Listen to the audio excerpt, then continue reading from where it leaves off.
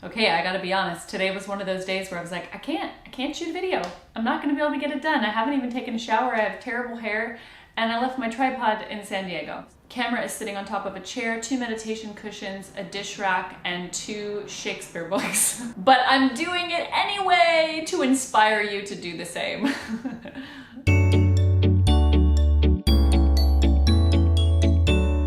So hey, I'm Sarah from Teen Actors Lab. Welcome to my video. Today I'm going to talk to you about what I think is the #1 biggest enemy of creativity. Okay, so I'm gonna jump right in and ask you a question, and I'm really curious to know what your brain's first responses are, okay? So what do you think is your personal #1 biggest enemy of creativity? Just ask yourself that question. Okay, you got an answer? Okay, I wanna know what those are, so fill them in the comments below. Well, I'm sure everything that came up is indeed blocking your creative flow. I'm gonna talk to you today about something I believe to be one of the biggest opponents of the creative muse, so to speak. Are you ready?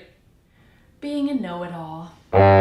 In John Bradshaw's book called Healing the Shame That Binds You, which is a really great read, he talks about how we all have what's called healthy shame, and that it's actually good, and that it keeps us from being a know-it-all. It kind of reminds us that we're human and keeps us in check. You know how you blush when you do something really embarrassing? Like, say, when you're impersonating someone tossing their hair back at that really nice restaurant and you sort of knock your glass off the table and everyone turns and looks at you? That is your healthy shame kicking in. It shows us our limits and keeps us from having a God complex. The book also talks about how when we live in that knowing everything space, we walk around pretending we know everything, we're not open to possibility. And that is in the way of creativity. Reading that made me think about actors and myself. When I first started studying acting in my early 20s, I wanted to be good so badly. I had been acting my whole life. I'd been doing plays since I was little. I thought I really knew how to act. And I had even been paid to do professional jobs at that point, and I thought I must know what I'm doing. Truthfully, I don't even think I realized you could learn to act. I think I sort of believed up until that point that you were either good or you weren't. That was like, it was something you were born with.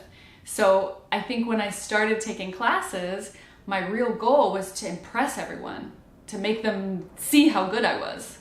I wanted the teachers to tell me I was good, to validate me as a human being. And if I admitted that I didn't know anything, then I would have no more value as a human. I think I was so afraid of people thinking I was an amateur that I spent all my time building up this facade of professional instead of actually becoming one.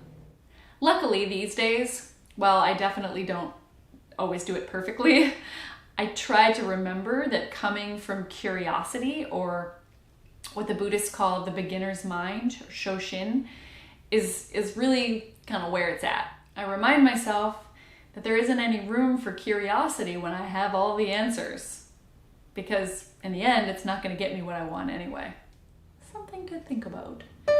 Thanks guys for watching another edition of the Teen Actors Lab video blog stacked on top of Shakespeare lexicons.